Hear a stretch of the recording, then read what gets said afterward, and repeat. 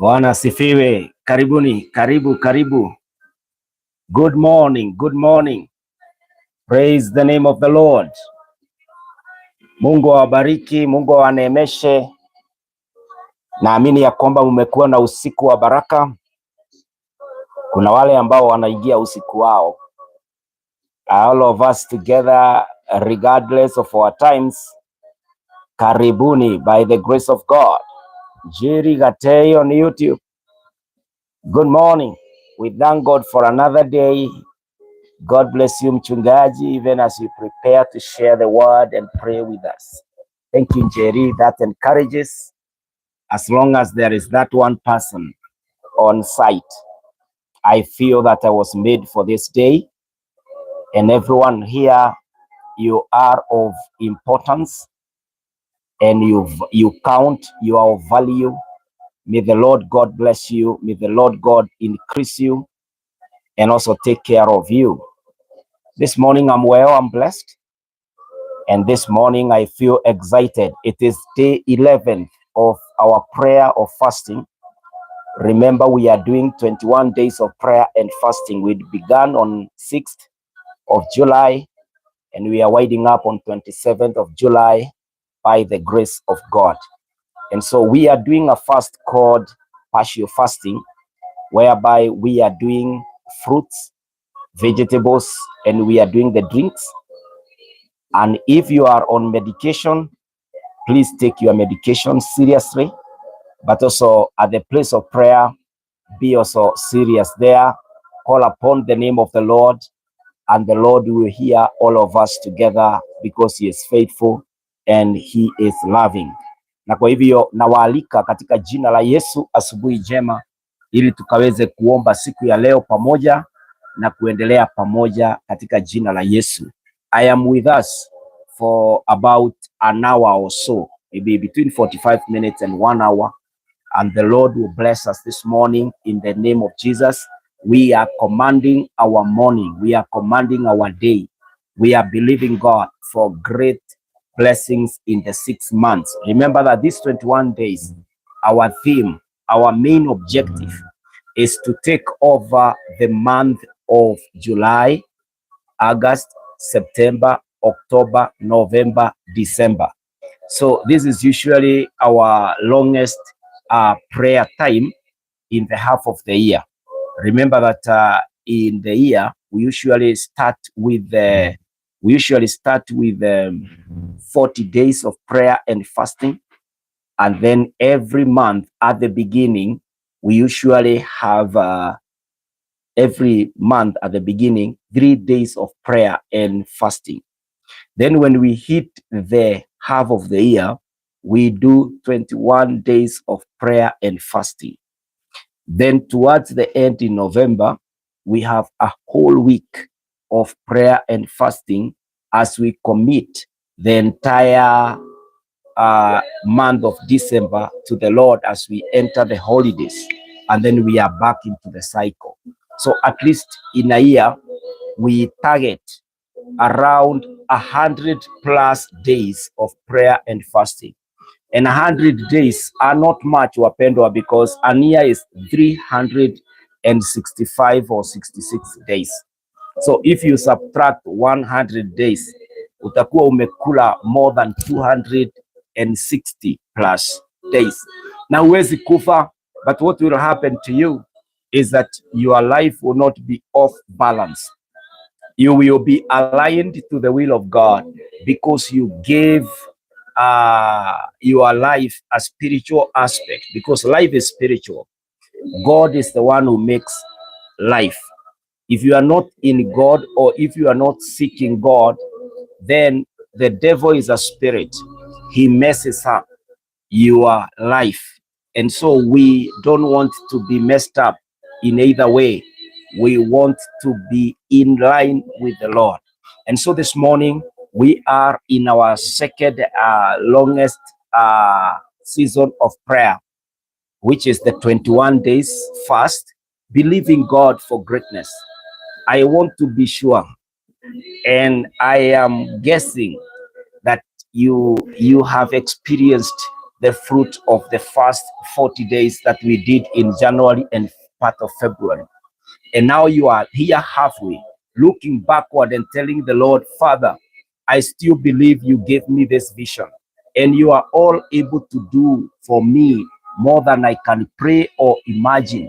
There are things, God, you will come through and do for me. And I want to believe you that you will give them to me. You are faithful. You will also supply even the capacity, the power, the grace for me to get there.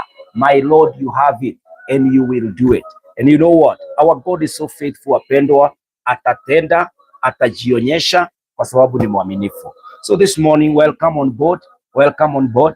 I request you that you may help me to share this live stream, that as many people as possible can be able to join us and even share in this blessing as we commence our prayer this morning. Sinikupatie tu a minute, you help me share this link on your status, share this link on your stories, share this link even on your pages, on your profiles, and the Lord will bless you. I'm also live on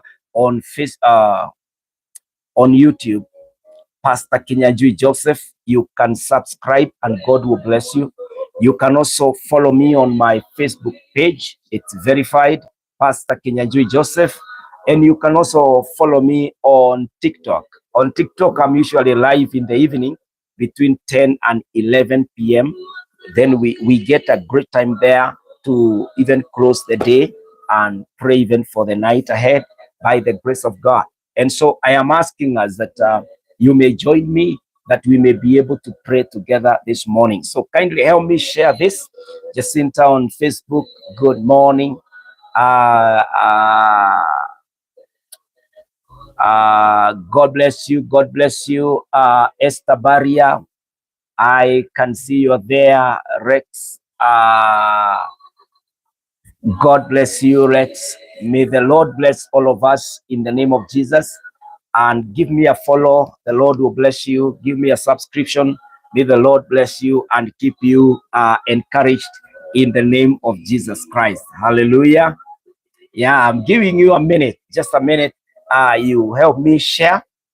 Maybe you can call your brother or your friend, your sister. Let them know that there is a session that is very refreshing and fulfilling, even to be in the presence of the Lord by the grace of God. And so this morning, we are going to pray on our day 11th of prayer and fasting. We are praying on how to worship God in spirit and in truth. Remember that our God is spirit and he is the truthful one. The standard of truth is God. God cannot lie. It is impossible for him to lie. You know, God himself cannot lie. You know, I love this scripture that says, for it is impossible for God to lie. You know, it is very impossible for God to lie. It is found in Hebrews chapter 6 and verses 18. Hebrews chapter 6 and verses 18. The Bible says in Hebrews chapter 6 and verses 18, you will be amazed and you will be encouraged that our God cannot lie. That whatever it is you have entrusted with him, when he said, go and pray, I will answer. Go and seek me, I will be found. Go and knock my door, I will open it. He remains faithful. He cannot lie. God, it is impossible for God to lie. The Bible says this in Hebrews chapter 6 and verse 18. The scripture says this in Hebrews chapter 6 and verse 18. This is what it says. God did not say, it says, God did so that by two unchangeable things, it will be two unchangeable things in which it is impossible for God to lie. We who have fled to take hold of the hope set before us may be greatly encouraged. God did this so that by two unchangeable things in which it is impossible for God to lie, in which it is impossible for God to lie. Wapendwa, we are before him who cannot lie. Tuko mbele ya yeye ambaye hawezi danganya. Haiwezekani ya kwamba Mungu anaweza kutudanganya. Huyu Mungu wetu ni mwaminifu sana, hawezi kutudanganya. Nasi ndio tuweze kuenenda pamoja na yeye. For us to be in step with our God, the same is required of us, that we speak the truth, that we walk in truth, that we become men and women who are truthful. For our God cannot lie. What he promised, he is the promise keeper. What he said, he will do it. Mpendwa, let's pray. Father, in the name of Jesus Christ, I pray, Lord, Father, who is from everlasting to everlasting this morning, that Almighty Lord and Almighty Redeemer, you are going to bless us this morning.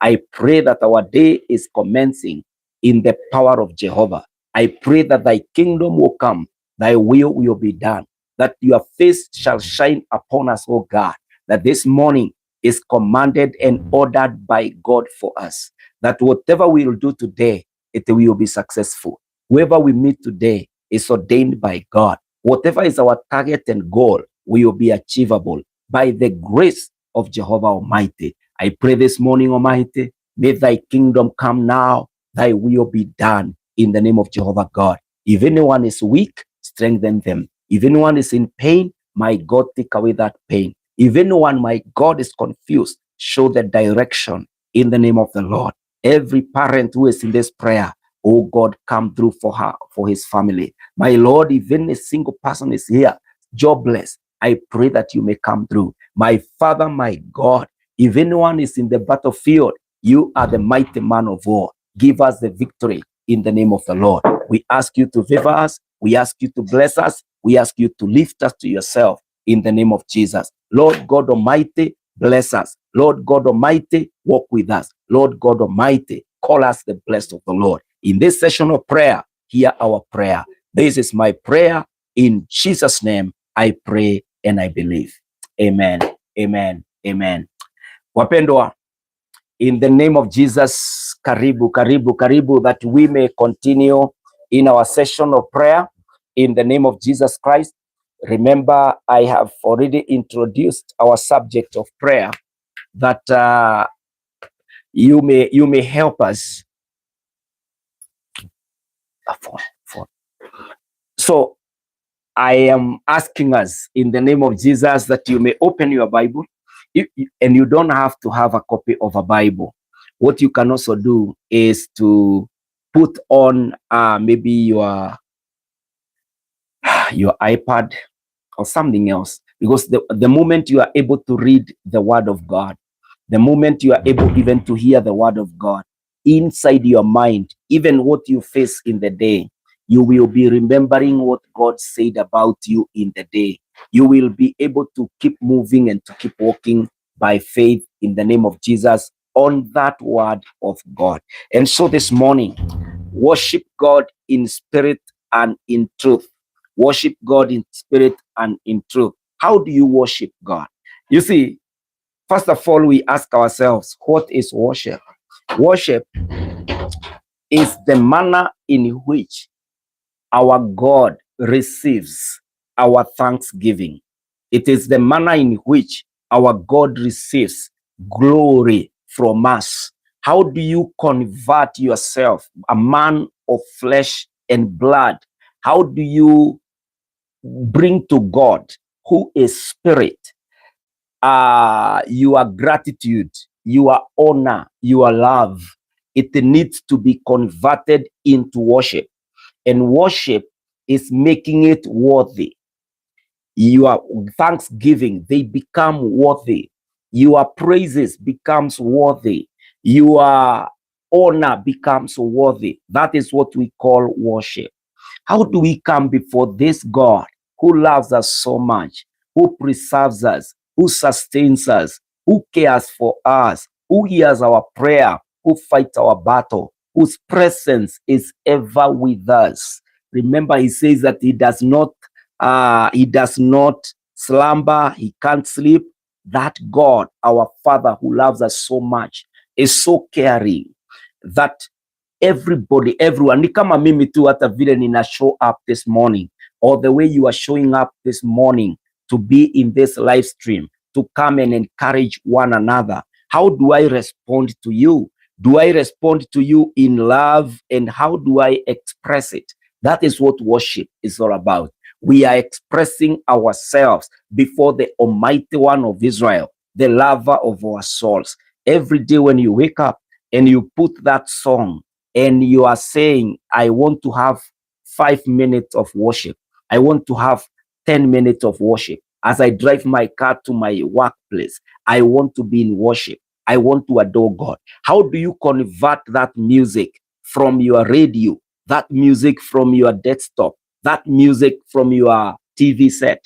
Hiyo ngoma inacheza pale. How does it become worship? You know, I love putting worship in the background, like this one of from Faith Bogua. And may the Lord bless this minister of the gospel. She is a serious blessing, and may the Lord see her through in her calling. You know, when I put it in the background and I'm saying we are in worship, what do I mean? What do I mean that it is worship? That is what we are talking about today. So that even as you give your offering to the Lord, wherever you worship from, or to whoever that you give your offering to, how does it become worship? When you present that number in church, how does it become worship? How does it become worship? This is what we are dealing with today. We are asking ourselves, how does it become worship this morning, ili wakati utaenenda mbele za Bwana hata kumwabudu hata kumshukuru, how will it be worship? By the grace of God. Hallelujah. Itakuwaje worship katika mbele za Bwana? This is what we are going to look at today by the grace of God. And number one, we need to understand that God is spirit. Look at John 4 and verse 23 to 24. John 4 verse 23 to 24. The word of the Lord says this: but the hour is coming and is now here, when the true worshippers will worship the Father in spirit and truth. For the Father is seeking such people to worship him. God is spirit, and those who worship him must worship in spirit and in truth. Hallelujah. God is spirit, and those who worship him must worship him in spirit and in truth. Hallelujah. One thing we learn why we need to worship God in spirit and in truth is that the nature of God is that God is spirit. So our worship must be turned into spirit.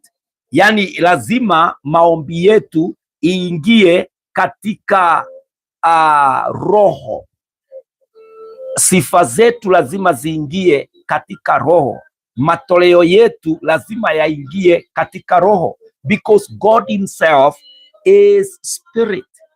And so how do you worship this God in spirit? We are saying that we are worshiping this God in spirit by allowing ourselves to speak the truth.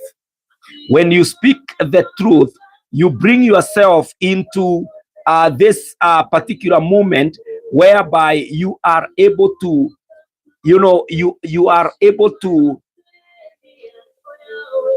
check on the word of God. The word of God is the standard of truth. This word of God is what will tell you the language that our God speaks, the language that our God is able to communicate with his people by the grace of God. And so this morning, I pray that all of us are able to understand ya kwamba Mungu wetu anapotuongeresha, angependa tufanyike, angependa tuwe watu ambao wanaelewa jinsi ya kumwabudu, jinsi ya kumpatia sifa, jinsi ya kumletea utukufu. And so today, as we pray, as we continue prayer, let us embrace this one thing, that our God is spirit. And that when we want to cook to our God, when we want to bring it to our God, when we want to bring our sacrifices to our God, we must convert it into spirit. We must convert it through truth. Truth is the one that turns around whatever it is that we are doing to become something that our gracious God will be able to receive as worship. That truth, anything you do, when you put it into truth, then it becomes what God will be worshipped from. When you speak the truth. And so this morning we are looking at, how do I speak the truth? How do I make how do I bring about that whatever it is that I am doing will be in truth and in spirit? And it is not easy, my brother. It is not as easy as we might think, because sometimes unaangalianga mambo na unasema, my friend, it is not easy. Sijui kama kuna mtu wako hapa umestruggle na truth in one way or the other. You have been struggling with the truth. Kuongea ukweli. What is corruption then? Corruption is when you say that I will not say the whole truth, at least I will try to divert it to something else. Yani unasema sitaongea ukweli kamili, mimi nitaongea ukweli nusu-nusu, ama nitapitishia ukweli wangu kwa njia ingine ya kando. I will not say the whole truth. The moment you do not say the whole truth, then it is not truth. half truth is not truth. Quarter truth is not truth. We must speak the whole truth. Why? Because God is spirit, and those who worship him must worship him in truth and in spirit. Hallelujah. Those who worship him must worship him in truth and in spirit. Na wakati utafanya ukweli ukuelekeze, mpendwa, your prayer will be going through. Wakati ukweli utakuelekeza, madam, you know, gentlemen, all of us in our status, when you allow the truth to be your foundation, God will come through for us. Look at Amos chapter 5 and verse 21 through 24. The Bible says, I despise your feasts. I take no delight in your solemn assemblies. Even though you offer me your burnt offerings and grain offerings, I will not accept them. And the peace offerings of your fattened animals, I will not look upon them. Take away from me the noise of your songs. To me, to the melody of your harps, I will not listen. But let justice roll down like waters, and righteousness like an ever-flowing stream. So in Amos was a prophet. You know, prophets, they spoke from God. Prophets were the mouthpieces of God. When God wanted to speak to his people, he would speak, he would confine to a prophet, and the prophet would come and tell the people, this is what God says. When God is speaking, this is what he is saying, and he has told us to come and tell you. Sometimes God would report directly, would talk to the people directly using the prophet. Sometimes he would talk to them, and then they would come and communicate the already spoken word. And so here, he is directly speaking to the people through the mouth of Prophet Amos. And this is why Amos is using the pronoun I in his reporting. He says, I despise your feasts, and I take no delight in your solemn assemblies. God is speaking and saying, I hate, I despise, I take no delight in your solemn assemblies. You know, an assembly is the way we have congregated here. This is an assembly on Facebook, on YouTube. And God is saying, I hate, I despise, I take no delight in your solemn assemblies. Look at what he says, even though. Kwa sababu wakati mwingine huwa tunafeel ukitoa dhabihu ni kama umejitakaza, ni kama umesamehewa. Wakati umeleta offering, ama wakati umekuja umesema nimetoa specific thing to the Lord because I know this and this. My friend, God says, even though you offer me your burnt offering, yani umechinja mnyama, umetoa kitu ambacho kinateketezwa na moto during the days of the Old Testament, a burnt offering, grain offering, baada ya ku harvest, umeleta part of your harvest, grain offerings, I will not accept them. And the peace offerings of your fattened animals, I will not look upon them. Then he says, take away from me the noise of your songs. To the melody of your harps, I will not listen. But, he says now this, but this is what I care, this is what matters to me. He says, let justice roll down like waters, and righteousness like an ever-flowing stream. These are two things. Number one, justice. What is justice? Justice is the truth. Justice is the truth. Is doing haki kwa mwenzako. Is doing haki kwa community. Ni kufanya haki kwa taifa kama hili. Ni kutenda matendo ambayo yanaandamana na kiutu na kiungu. Unafanya matendo ambayo ni ya haki. Justice ni hiyo haki. And how do you see, how do you make that there is haki, there is justice on earth? Is when you subscribe to the truth. When truth is our shield and defender, when truth is what governs your life. Hallelujah. When truth comes into your life, justice will be automated. Justice will be automatic. Kwa sababu tumekubaliana hakuna kutoa hongo. Na kwa hivyo haki na ukweli ni kwamba sitatoa ama sitoi ama hakuna hongo.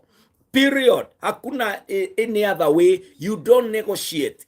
And so our worship must be in truth and in spirit. This truth will deliver justice. And we know our God is a judge.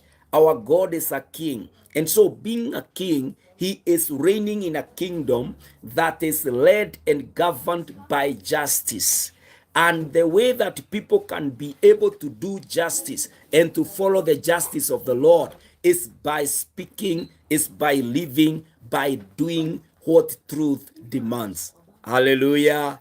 And so, wapendwa, this morning, our God says, for me to receive that which is that which you are doing as worship, for you to worship God in justice, is to embrace the truth that he has spoken. Amen. And so part 2, he says, he has said, let justice roll down like waters. Number 2, and righteousness like an ever-flowing stream. Righteousness, the kind of life that you lead, it must be full of truth. So ukikuja kwa mataifa, ukikuja kwa kuishi kati ya wewe na watu wengine, unaishi jinsi ulivyo wewe. Kwanza inaanza na wewe, inaanza na mimi, utakatifu, haki, ya kwamba mimi mwenyewe, righteousness is an ever-flowing stream. It is likened to an ever-flowing stream. Useme wakati wa kiangazi hiyo stream inakauka, that one is not ever flowing. Here the Lord says it is an ever flowing. Ni kama mto ambao unatoka Mediterranean Sea ambayo haiwezi dry up. Yani huo mto unateremuka kila wakati, usiku na mchana. For us to worship the Lord in truth and in spirit, we must embrace justice. We must embrace righteousness. Ili kile tunatolea Mungu. You know, when I read Amos chapter 5, I am shocked when the Lord starts with such heavy verbs, words of action. When he says, I hate, in Amos 5 verse 21 kuendelea, I hate, I despise, I take no delight of your solemn assemblies. You know, it sends me shaking, and I am shocked when the Lord says, I hate, I despise, I take no delight. If anybody use such terms, mtu anakupigia simu anakwambia, by the way, I hate, I despise, I take no delight of this call. Hata we mwenyewe, hata ukiwa upande ule, sura ina change. Unashangaa, what is he about to deliver? What has disappointed my mom? Why is my boss using such heavy, devastating, desperate terms? Kwani imeendelea nini? Ni nini kimetendeka? And so the Lord says, I hate, I despise your feast. I take no delight in your assemblies, in your coming for fellowship. I don't care. Utauliza ni nini? Naye sasa anasema, let justice. Before ulete hiyo sadaka kubwa, before ukuje uombe maombi hayo ya muda mrefu, before ukuje ulie, before mpatne na your prayer partners, this is what I am asking you, friends. Let justice roll down like waters, and righteousness like an ever-flowing stream. Hallelujah. Justice and righteousness. Na ndiyo maana Yesu mwenyewe akasema in Matthew 6 verse 33, but seek thee the kingdom and his righteousness first. Kingdom is about justice. It's about doing what you need to do in the manner that you respect one another, in the manner that you respect the widows, you respect the children, you respect the elders, you respect the leaders. Justice is about that system of reigning and ruling. And so God says, let justice roll down like waters and righteousness. Hallelujah. You and the Lord, righteousness. Our God is righteous. You must be a person of truth, a person who speaks the truth, who loves the truth, so that whenever you sing, God receives your singing like worship, because you are a just person and you are righteous by the grace of God. Hallelujah. Do we understand it now? That this morning, for our prayers to be acceptable before our God, it is required that we worship our God in truth and in spirit. In spirit and in truth. We must all round allow justice to reign and to rule all our lives, and righteousness to define us in the name of Jehovah God. Wapendwa, maombi yetu itakuwa effective. Maombi yetu itajibiwa, itatenda tulilolikusudia, kwa sababu Mungu wetu ni mwaminifu na atatenda vile alivyosema atatenda. When you look in Matthew 15 and verse 8, the Bible says this: these people honors me with their lips, but their heart is far from me. These people honors me with their lips, but their heart is far from me. Wapendwa, truth, I would simplify it and say, it is the matter of the heart. Truth is what lies in your heart.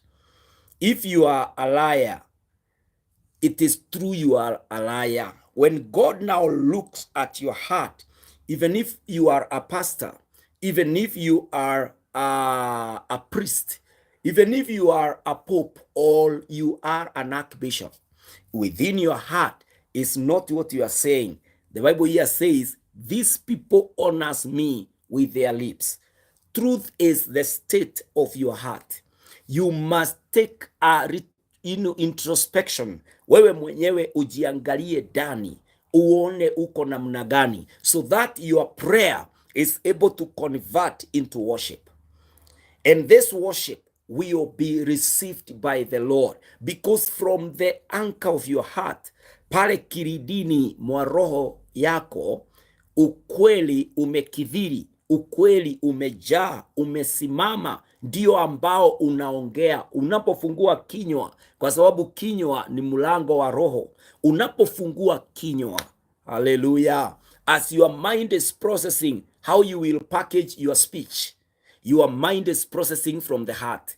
It is just packaging the truth so that you can be able to speak it out. Na kwa hivyo mpendwa, the Bible says their hearts. So God checks. And I was reading in Jeremiah chapter 17 the other day, and I found out that the devil, even if the devil is the father of lies, the father of deception, the Bible says in Jeremiah 17 that the heart of man is deceitful more than anything that God created. That means we are more, our hearts can lie more than the devil, because the devil is the creation of God. And you know, God says that the heart, the capability of the heart to lie is more than anything that God created. And I was shocked. I said, oh Lord, help my heart, that I will be full of truth. And I did say that truth comes from the word of God.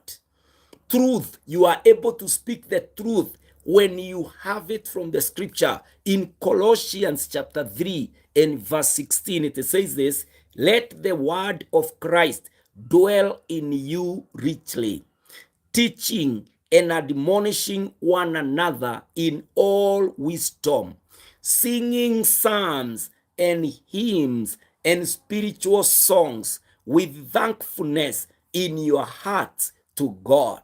Let the word of Christ dwell in you richly, teaching and admonishing one another in all wisdom, singing psalms.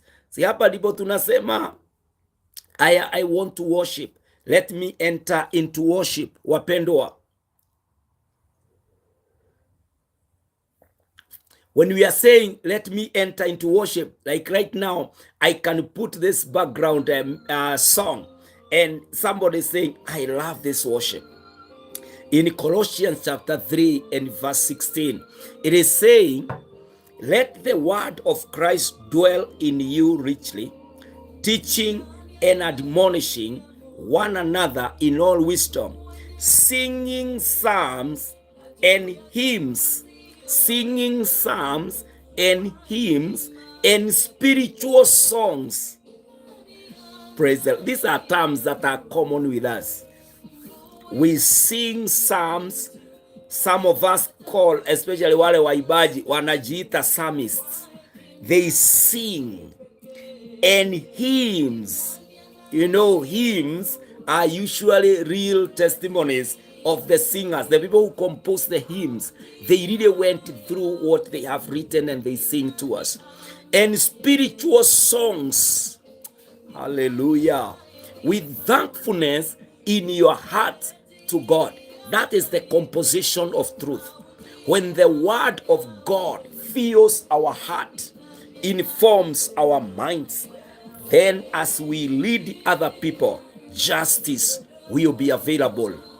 As we even meditate within ourselves, righteousness will be upheld. And when now we pray, God will be finding that our hearts are in compliance.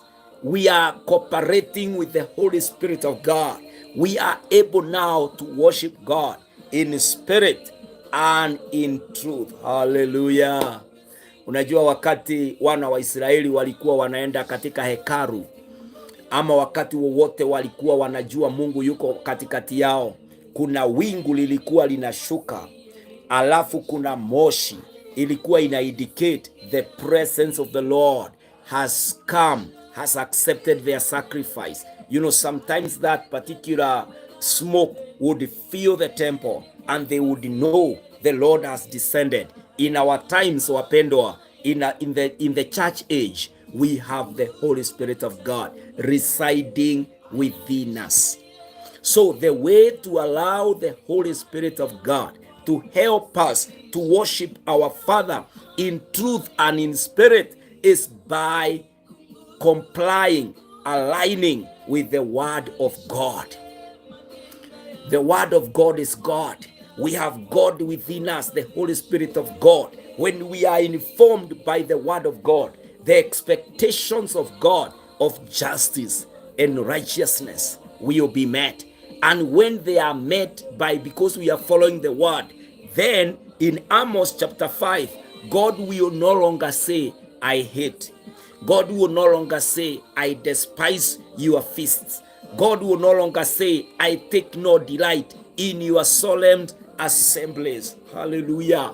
God will now say, I love, I take delight, I uphold, I do not despise, I uphold your congregation, your assembly, you are coming together, your 21 days of prayer and fasting. I honor them because you are the kind that is allowing yourself to be what I made you to be. Hallelujah. Wapendwa, situtamani ya kwamba tutaweza kufuata neno la Mungu, tutatenda haki, tutaongea ukweli. Once we do this, our prayer, our month of July, I can assure you, the month of August, September, October, November, December 2025, the year 2025, it will be according to the will of God. Hallelujah. Najua kuna maombi mengi pengine unaangalia nyuma,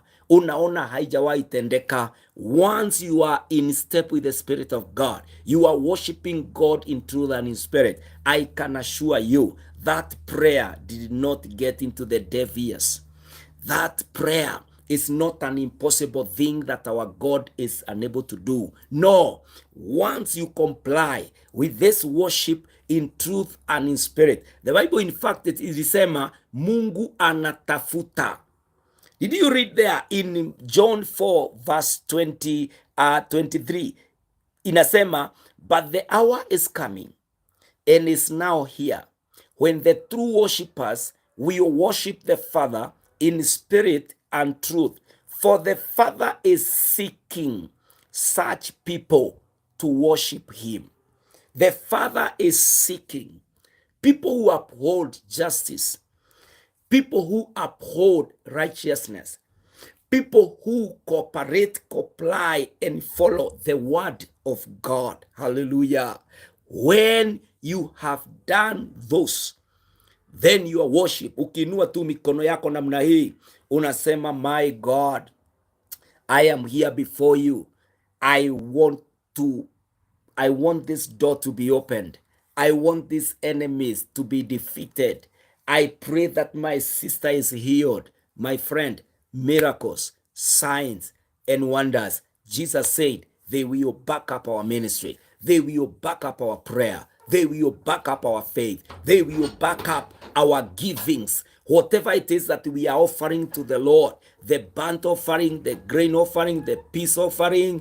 Mungu anasema kama wana wa Israeli wangekuwa na haki, wangekuwa na ukweli, wangekuwa na utakatifu, mimi ningepokea haya matoleo yao. Today, as we worship our God, make sure that the ingredients that makes worship acceptable, they are in place. You must read, you must learn, obey the word of God. Once you follow it, mpendwa, Mungu atafanya hivi. Once you follow it, Mungu atatenda hivi. In Matthew 18 verse 20. Matthew 18 verse 20. Hivi ndivyo kutafanyika. Na hapa hata tuko wengi zaidi ya hivi. Matthew inasema Matthew 18 verse 20. For where 2 or 3 are gathered in my name, there am I among them. This is what will be happening. Ya kwamba kama vile tuko hapa, tumecongregate hapa, Mungu anashuka.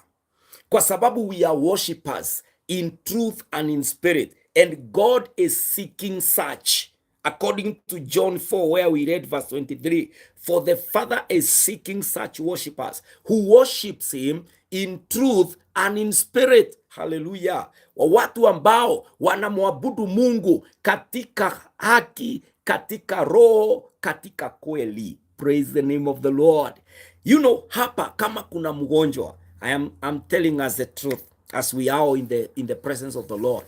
Kama hapa kuna mgonjwa, mimi roho yangu iko na haki, iko na ukweli. My friend, you will be healed in the name of Jesus. When we come into the solemn assembly, when we congregate, when we gather, hallelujah, the Lord says, I am amongst 2 or 3. Now here we are more than 10. My friend, this is a mega meeting. Miracles should define our meeting. So what is it that uko hapa alafu tutamaliza hii live stream bila wewe kupona? Uko hapa tutamaliza live stream bila a miracle, bila huo mlango wa kazi kufunguka. Can we recheck our spirits, our lives, what informs our lives? Is there deficit in truth? Is there deficit of justice? Kuna kitu ambacho kimepunguka. Kuna kitu ambacho hakipatikani katika maisha yetu. Once you look and relook and recheck within yourself and you are able to say, hapa ni kweli sitendi haki, hapa ni kweli siongei ukweli. When now you correct it and now you align yourself, tutakuwa tunakutana hapa, unaniandikia hapo pasi, wakati tuliomba ile asubuhi, unajua headache ambayo ilikuwa inanitatiza throughout iliondoka. Nilienda hata kwa daktari and walikuwa wakuwa wana uwezo wa kudiagnose what was wrong with me. Nilienda tu hata nikatibiwa na hiyo kitu ilirudi. Lakini sio ati ni daktari, ni ile muujiza wa Mungu, wa uwepo wa Mungu, ambao ule uwepo hatukuwa tunaupata kwa sababu hatukuwa na haki. We never worshiped in truth and in spirit. My friend, today miracles are less because hakuna ile worship in truth and in spirit, wapendwa. Na mara nyingi hata shetani amejua that we are so desperate of miracles, na ndio maana many false prophets wameinuka, people who fake miracles, people who fake prayer answers, people who fake it. But ourselves, we already know the truth. The way to make miracles is the way to worship God in spirit and in truth. And then when we seek, Jesus said in Matthew 6:33, seek ye the kingdom and his righteousness, and all these things, all those things is what he was talking about, what the world goes after. The world goes after wealth. The world goes after stability. The world goes after miracles. All these things will be added unto you, my friend. And so the devil is bringing these things in faked packages. Yeye unakuta watu wana stage manage a certain miracle. Wewe utakuja umefunga macho, alafu nitakaposema Jesus for 7 time, the 7th time utaruka juu useme umefunguka macho, alafu watu wataona huo mkutano ni very powerful, kwa sababu ni kama kuna uwepo wa Bwana. I want to let you know the formula, the way to make God be in our presence, ndio aponye huyo kiwete, ndio afungue huo mlango, ndio amalize nguvu na mamlaka ya uchawi, ndio Mungu aweze kukufungua katika mahali umefungwa. The way, the formula to bring God into action is the way to worship God in spirit and in truth, period. Hakuna njia ingine. But you know the devil knows we are so desperate. Hatuna job, tunahitaji kulipa rent, lazima sasa kuna kuja unaambiwa, oh, ni anko yako ni guka yenu hakuwa amelipa dowry. You know why the traditions and the culture is appealing to us? It's because we are so desperate. Yani tunahitaji jibu na majibu hayakuji. Tunafunga 21 days na hakuna kitu kinatendeka. And so tuko kanisani na bado tuko kwa utamaduni. Tuko kanisani lakini bado tuna consult with the wachawi and the witchcraft. Tuko kanisani na bado unasikia suicide. Mtu ambaye ameokoka bado ana commit suicide. Why is it? From today moving forward, you do this. Be a just person. Let righteousness rule your heart and your life. By following the word of God, we draw justice, we draw righteousness by living to the word of the Lord. Fill your heart with the word of God. Then when you come to the Lord, you will be in truth and in spirit. Because as long as you are saved, the Spirit of God is within us. And so it is now pursuing the truth. And the truth is already available. Because hauombi ati ulale hivi utumainie malaika ati akufunulie kwa doto. Hapana, your Bible is right with you. And so it's a matter of reading the word of the Lord and now praying. And when you bring your offering, when you bring your worship, my friend, it is acceptable before the Lord. That miracle will take place. That miracle will happen, my friend. I pray today as we go to the mountain of the Lord, the power of God, hallelujah, the power of God will work. Do you know that even getting to the Father, you remember Jesus in John 15, wakati alisema, anything you shall ask my Father in my name, it will be given to you. Look at the depth of assurance that God is available. God is sio kama prezo. Unajua prezo ndio umfikie. There are a lot of things you need to do. Uone you are maybe MCA, uone you are MP, sijui upate favor na nani, sijui hata ukifika kwa president unamuelezea I booked an appointment through fulani, I thank God nilianza Januari, sasa ni mwezi wa 7 nimeweza kukuona. You know, people are complicated, but our God, Jesus said, whatever you shall ask in my name. Look at, you know, God is simply available. He is not hiding from us. He is not in heaven. Tuulize ni nani ata create ile ladder, ataweka ile gazi ndio tupande. Look at what Jesus told, what he told his disciples. What Jesus told his disciples is this in John 14 verse 6. Jesus said to him, I am the way and the truth and the life. No one comes to the Father except through me. So as we mention, wakati mwingine tunaingia kwa maombi, and the way to make it powerful, tunasema in the name of Jesus mara 7. My friend, this Jesus we mention, he said, I am the truth. For us to get to that Father who does those miracles, and through Jesus, who is the mediator of man and God, and now to us who are in need of the miracle, the way to do it, the truth himself is Jesus. And you know Jesus is the Word in John 1:1. In the beginning, there was the Word, and the Word was with God, and the Word became flesh.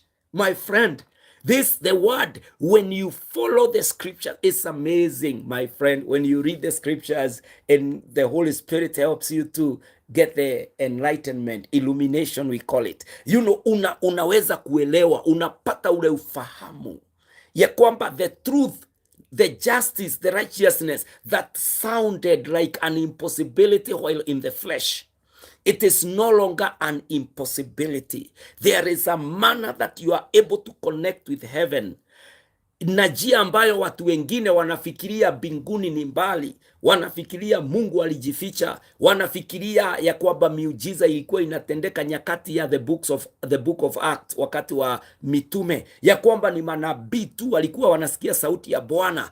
Utakuja kugundua ya kwamba yule Mungu wa kale ndio jana, leo na hata milele, habadiliki. He is the same God. Hallelujah. Wakati unafahamu what the truth is all about, it's about the word of the Lord. Mpendwa, align yourself with the scriptures, and now you'll be able to sing. You'll be able to deliver that gift. You'll be able to serve the Lord in a manner that you are relaxed. You are not forcing things. You will not even be ashamed that you are saying praise the Lord when people are around, or you are saying amen while they are in public. Unachukua simu, yule mwingine ambaye anakupigia na kwambia, hey brother, praise the Lord. Ukiwa pande hii, you will say a quality amen, because you are fully persuaded, convinced. There is a lot of confidence that the God I serve, the God I identify with, he is the living God, and I am worshiping him in truth and in spirit. Hallelujah.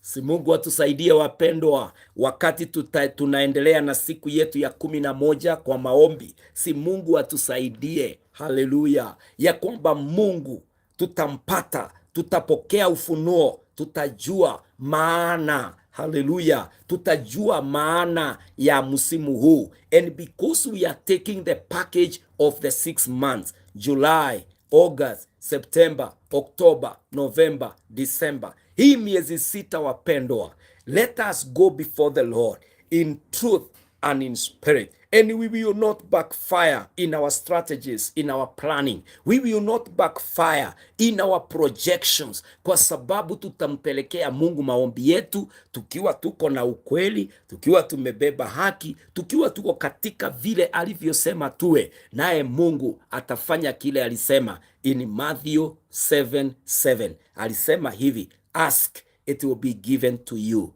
Knock, and the door will be open to you. Seek, and you will find. In verse 8 anasema, for those who ask, they receive. Those who seek, they find. Those who knock the door is opened for them. That God, whom as we began, we said and we read in Hebrews chapter 6 and verse 18, it says, for it is impossible for God to lie. Hallelujah. For it is impossible for God to lie. When you read in Numbers 23, you will hear him saying, God is not a man that he can lie. Hallelujah. Ninaomba ya kwamba we will be encouraged on the mountain of prayer, even to lift our prayers before the Lord and believe him for the next 6 months, the manifestation of heaven. Jesus said in John 15, whatever you shall pray to my Father in my name, my Father will grant it. I pray that it happens to us in the name of Jehovah God. On day 11th, may you be encouraged. On day 11th, may the face of the Lord God Almighty shine upon you. May the righteous right hand of God uphold you. May that gate that have kept you away, that have made your blessings impossible to identify with you, now fly open. For we are getting to our God in truth and in spirit. Hallelujah. Let me say the last prayer for us, and I wish you well at the place of prayer. Father, in the name of Jesus, I pray that you are coming through.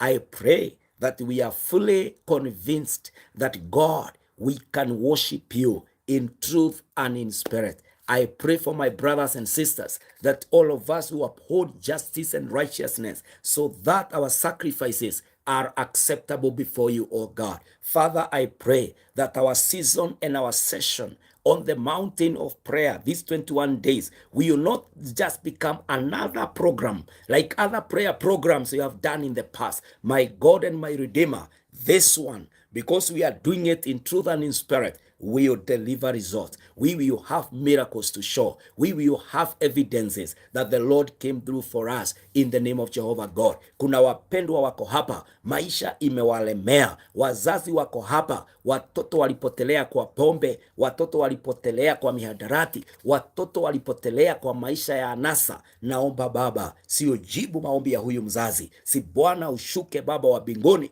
uturejeshe mazao na uzao wetu katika jina la Yesu. Kuna mtu wako hapa, biashara yake iko karibu kufungwa na kuisha, kampuni ni kama hata imefilisika. Baba, ninaomba wewe usikiae maombi, fanya upya, ukibariki kazi ya mikono ya wapendwa katika jina la Yesu. Wengine walisoma hawajawahi pata kazi, naomba Bwana wafungue, wapatie njia na ubariki hata na riziki yao katika jina la Yesu. Kuna wengine wako hapa wanafanya vizuri, naomba Bwana, may they continue to flourish, may they continue to blossom and in the fear of God as they worship you in truth and in the spirit, in the name of Jehovah God. Baba wa mbinguni, naomba ya kwamba mahitaji yote wapendwa walio nayo, you are coming through for them in the precious name of our Lord Jesus Christ. Bless me too, oh God. Help us in the fasting, in the prayer, oh God, that Lord God Almighty, we will be in line with you. We will be in cooperation. We will be complying with the Spirit leading in the name of Jehovah God. Now we commit the day to you. We pray, oh Lord, may thy kingdom come and thy will be done. This is my humble prayer, even before you, with all my brothers and sisters. In Jesus' name, we pray and we believe. Amen, amen, amen. Wapendwa, si Mungu awabariki, Mungu awajalie na neema iwatoshe. I love you. Thank you for keeping up with us. Thank you for those who are able to join us on Facebook. On Facebook, I had several of us: Jacinta, Margaret Barria, Evangelist Daniel Okwaro, Sari Kamau, Julie Ngumi, Florence, Mother.